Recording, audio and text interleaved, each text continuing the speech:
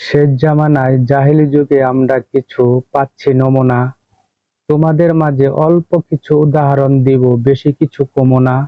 মাইলস্টোনের school কলেজের দুর্ঘটনায় কত মানুষ মৃত্যুশয্যা, এমনও অবস্থায় শিশুদের লেগেছে পানি পিপাসা। 40 টাকার পানি 600 টাকা বিক্রি করে এটা কি কোনো মানুষ করতে পারে? ব্যবসা করো ভাই, বেশি লাভে সুদের হার টানে, এই শিক্ষা দেয় নাই পরিবারে।